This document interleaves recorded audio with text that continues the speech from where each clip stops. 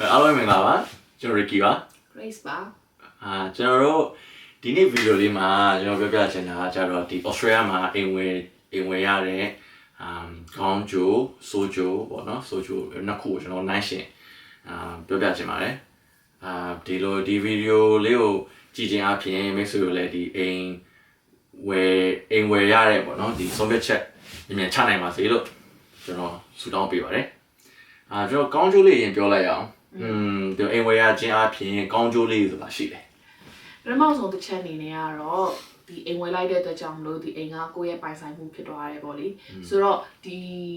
Australia မှာဆိုလို့ရှိရင်အိမ်ဝယ်တာအကျွေးယူမှာဝယ်တယ်ကွာဒါပေမဲ့အချိန်ကြာလာတဲ့အများကိုကအကျွေးပေးလေအိမ်ကအကျွေးကယော့သွားလေပြီးလို့ရှိရင်အချိန်ကြာလာတဲ့အများအိမ်ကလည်းဒီတန်ဖိုးမှာရက်နေတာဆိုနည်းနည်းရှားရယ်ကွာဘာလို့လဲဆိုအိမ်တန်ဖိုးကအမြင်နဲ့တက်လာတာကွာအဲ့တော့ကိုယ်ပိုင်ဆိုင်မှုကလည်းအချိန်ကြာလာတဲ့များပို့ပြီးမှများလာတယ်ကွာဒါတော့ပထမဆုံးကောင်းကျိုးပေါ့နော်ဒုတိယကောင်းကျိုးကကြတော့ကိုယ်အိမ်ဝယ်လိုက်တဲ့အတွက်ကြောင့်မို့လို့ကျွန်တော်တို့ဒီအိမ်ပြောင်းရတဲ့ဒုက္ခပေါ့နော်မရှိတော့ပေါ့ကျွန်တော်ဒီအိမ်ငါးဘွားဆိုရင်အိမ်ကမြင်းပြောင်းနေရတာပေါ့နော်ဒီအိမ်ဝယ်လိုက်တဲ့ကြောင့်မလို့ကျွန်တော်အိမ်ပြောင်းကြမျိုးတော့ကိုယ်အိမ်နဲ့ကိုယ် AC လေးနေလို့ရပါတယ်stable ဖြစ်တာပေါ့နော် stable ဖြစ်တယ်ပေါ့နော်နောက်တစ်မျိုးကနောက်တစ်ခုကကြတော့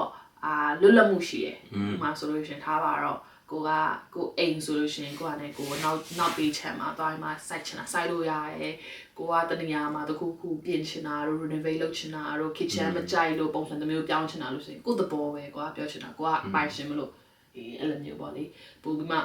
ကိုလှုပ်ချင်တယ်လို့အိမ်ကိုပြုတ်ပြပြောင်းလဲပြီးမှနေလို့ရတယ်ကိုကပိုင်ရှင်ဆိုလို့ရှိရင်အိမ်ဝယ်ထားတယ်ဆိုရင်ပေါ့နော်အေးပေါ့ဒီအိမ်ဝယ်ခြင်းရဲ့နောက်ထပ်အဲ့လိုမျိုးကောင်းကျိုးတစ်ခုကဘာလဲဆိုတော့ကျွန်တော်ဒီ tax benefit ပေါ့နော်အဲ့ဒါဘယ်ဟာလဲဆိုတော့ဒီမိတ်ဆွေတို့ကဒီ investment property ရှိရဲ့မိတ်ဆွေတို့ဆိုသိမှာပေါ့နော်ဒါလဲဆိုတော့ကျွန်တော်တို့ဒီ Australia မှာဆိုရင်negative gearing လို့ခေါ်တယ်ပေါ့နော်ကျွန်တော်ဒီလူတိုင်းမှာ Australia မှာလုပ်တယ်ဆိုရင်ကျွန်တော် tax ကိုအများကြီးပေးရတယ်ပေါ့နော်ဒီလိုမိတ်ဆွေတို့က investment property ပိုင်နေဆိုရင်ဒီကျွန်တော်ပေးရတဲ့ interest တွေမှာပေါင်းပြီးတော့မှ interest တွေကကျွန်တော်ဒီ tax ကိုပြန်ပြီးတော့နှုတ်လို့ရတယ်ပေါ့နော်ပြန် claim လို့ရတယ်ပေါ့ဆိုတော့ဒီဟာကိုယ့်ရဲ့ဒီ tax claim တွေအများကြီးအကျိုးသက်ရောက်တယ်ဆိုတော့နည်းနည်းလေးဒီကောင်းကျိုးတွေပါညာအဲ့လိုအများကြီးပြောပြပေးရတဲ့ကြောင့်တော့သူ့ရဲ့ဒီအနောက်ကဘယ်လိုပြောမလဲဒီစိုးကျိုးတွေပြောလို့မရဘူးပေါ့နော်ပြောမလဲဒီသူ့ရဲ့ဒီအနောက်ကလစ်ဝက်ထားတဲ့အဲ့လိုမျိုးပေါ့နော်နည်းနည်းလေး side effect နည်းနည်းလေးရှိမှာပေါ့ side ဆိုတော့ပထမဆုံးတစ်ခုကကြတော့အိမ်ဝယ်တယ်ဆိုတာသူကဈေးကြီးရယ်ကိုဘယ်လိုပြောမလဲပြောချင်တာကြတော့ပထမဦးဆုံးအလုံးရင်းပေးလိုက်တဲ့အမောင်ကများတယ်ကွာ deposit အတွက်ဆိုတော့မှဆိုဒီနိုင်ငံမှာဆိုရင် 10% 20% လို့ပေးရတယ်ကွာကိုက9သိန်းနဲ့အိမ်ဝယ်မယ်ဆိုရင်ကိုက9000လောက်ရှိရတယ်ကိုမှ9000သိန်းလောက်တော့ရှိပြီးမှအိမ်ကိုဝယ်နိုင်တယ်ကွာအဲ့လိုဟုတ်တယ်အခုတော့ဒီကျွန်တော်ဟို share video မှာပြောပြတယ်မှာဒီ 5% government scheme ရှိလာတဲ့ကြောင့်ပို့ပြီးတော့ဒီ Australia government ကဒီအိမ်ဝယ်ဖို့သူကအားပေးတယ်ပေါ့နော်အဲ့ဆိုလူတော်များလည်းအိမ်ဝယ်နိုင်မယ်လို့ကျွန်တော်တို့မျှော်လင့်တယ်နောက်တစ်ချက်ကဘာလဲဆိုတော့ဒီကိုအိမ်ဝယ်လိုက်တော့ကြောင့်မို့လို့ဒီအိမ်ရဲ့ဒီပြက်တာပြင်တာစင်တာပေါ့နော်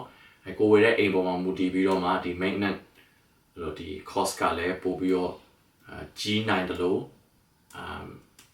maintenance cost တော့တခုရှိတာပေါ့နော်အဲ့အတွက်လည်းကျွန်တော်ကပတ်စံနည်းနည်းကုန်တယ်လို့ပြောလို့ရတယ်ပေါ့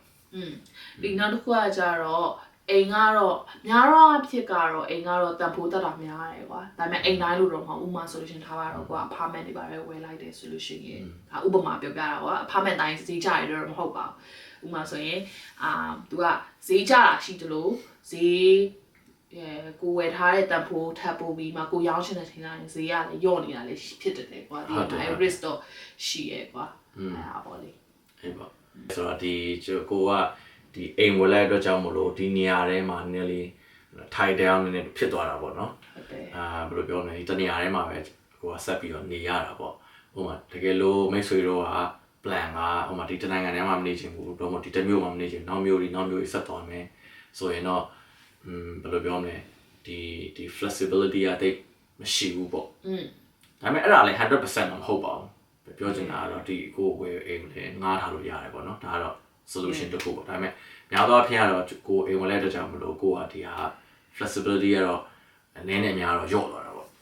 အိမ်ဝယ်ရတယ်အိမ်ဝယ်ရတဲ့အပြင်နောက်ထပ်ဒီ additional cost လေးနဲ့ရှိတာပေါ့နော်ဘာလဲဆိုတော့ council fee ရှိမယ်ပြီးတော့ဒီတကယ်လို့မိတ်ဆွေကအဲ့လိုမျိုးပေါ့နော်ဒီ apartment တို့ဒီ townhouse တို့ဝယ်ဆိုရင် body corp ရှိမယ် body corporation fee ပေါ့နော်ပြီးရင်ဒီinvestment property ဆို land tax ပေးရတယ်ပြီးရင်ဒီကျွန်တော်အိမ်ဝယ်တဲ့ချိန်မှာထားပါတော့ကျွန်တော်ဒီ stamp duty fee ဆိုလည်းပေးရတယ်ပေါ့နော်ဒီအားလုံးကကိုယ့်ရဲ့ဒီအိမ်ရဲ့ value ပေါ်မှာအခြေခံပြီးတော့မှတော့ percentage နဲ့တွက်ပြီးတော့ပေးရတဲ့ကြောင့်မလို့တော့လည်းပြောမယ်ဆိုရင်တော့percent amount လည်းနည်းနည်းလေးတော့များတယ်ပေါ့နော်ဟုတ်တယ်အချက်လေးတော့နည်းတော့ရှိတာပေါ့ဟုတ်တယ် yeah ဒီနေ့တွက်ကတော့ဒီလောက်ပါပဲเนาะအိမ်မိတ်ဆွေတို့လည်းအိမ်ကိုမျှော်မှန်းတဲ့အိမ်ကို dream home ပေါ့เนาะအဲ့တော့လည်းမြန်ဝင်နိုင်ပါစေလို့ John နဲ့ Grace ကဆုတောင်းပေးလိုက်ပါတယ်ဟုတ်တယ်နောက်ဗီဒီယိုမှာတွေ့မယ်เนาะတတာ